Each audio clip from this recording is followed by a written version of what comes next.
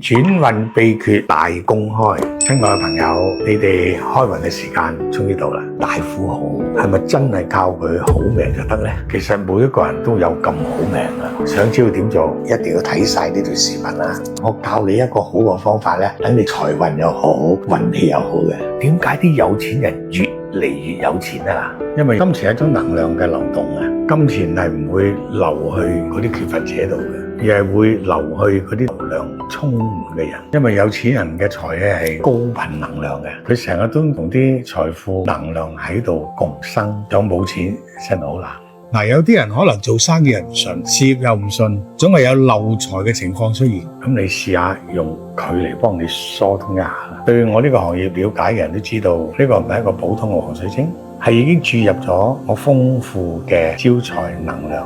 係一種祝福同埋都係一種加持。佢每一粒好似金庫咁樣，你諗下金庫戴喺你嘅手裏邊，你點解財唔會嚟啊？如果你對呢條手鏈係感興趣嘅，可以點擊下方嘅小黃車，將呢個財富嘅機會帶翻去你屋企度。我發喺平台上邊咧，你哋自己去奉請翻去啦，咁啊可以避免你哋會買到啲假貨。不論你係創業、做管理或者做銷售，戴喺個手裏絕對啱。人見人愛，好多幸運嘅嘢都追住你旁邊。戴呢個手鏈嘅途中咧，你一定要學識幾件事喎。呢個黃水帶子一定要戴住喺左手先好出街，佢會幫你接收喺你附近嘅財運同埋對你啱嘅嘢。